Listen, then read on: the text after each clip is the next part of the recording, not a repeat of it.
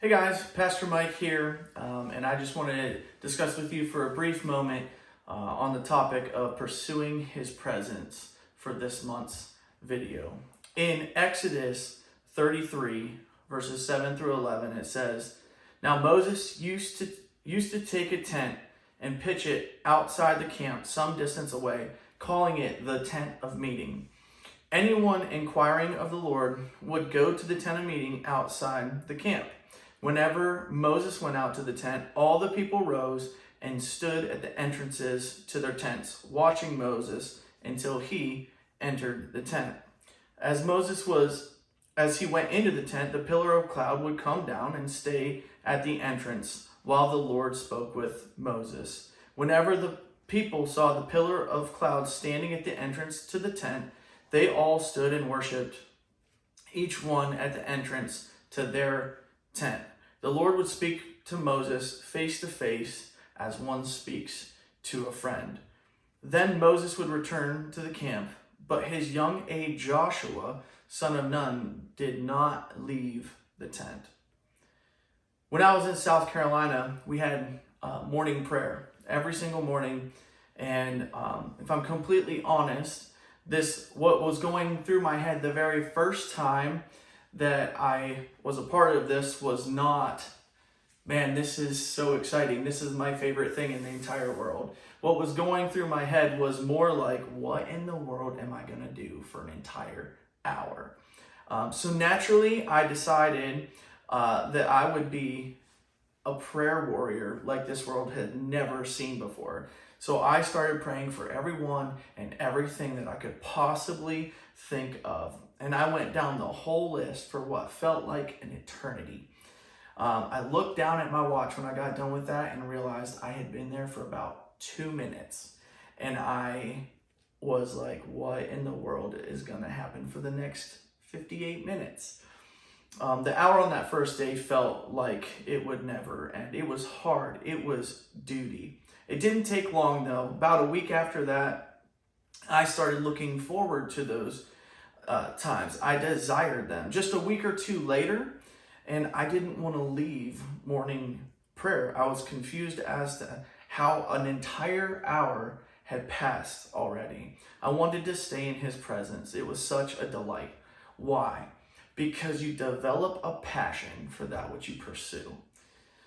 At first it will be a duty, then it will turn to desire, and eventually it will become a delight. And that's how it is with so many things. So many different principles will be a duty at first. The more you do it out of duty, it will then become a desire, and eventually it will be a delight. So let me show you one more place in Scripture how this idea of pursuit plays out in real life. And I'm going to read this. It's going to seem abstract. I'll hopefully bring it back around. Genesis 2, verse 24 says, "Therefore shall a man leave his father and mother, and shall cleave unto his wife, and they shall become one flesh." Again, I know that seems like an odd scripture to go to when we're talking about pursuing His presence, but let me explain.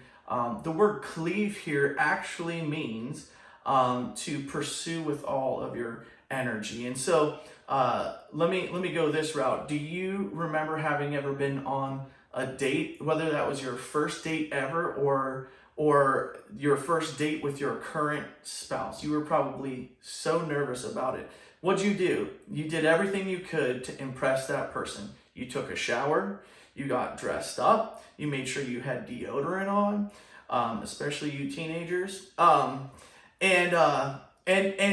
you probably did perfume or cologne. You girls probably did your hair real nice, put makeup on. Guys, you probably cleaned out your car, you got it washed, you threw away all your fast food stuff that you've been eating for the last month and just thrown in there. But why did you do this? The reason is because you wanted to impress them. But what you were actually doing was, in doing all of this, you were showing pursuit. You were pursuing that person. You would take time out of your day. If you're old enough to remember being tied to a phone with a cord, you remember being stuck in that corner of the kitchen or wherever it was for hours and hours. Why? Because you were pursuing them. And what happens is you develop a passion for that which you pursue. So what happens in those moments when you're dating? You obviously you get a passion for that person. You develop feelings. It's natural. That's what happens. That's what follows pursuit, is those feelings. And so when you stop doing those things, those feelings will fade. I'm about to get married, and so I'm super excited about it. But one thing I know is there is no neutral relationship. It's either going to improve or deteriorate. There's no middle ground. If I don't continue to pursue her heart, we will grow cold and distant from one another.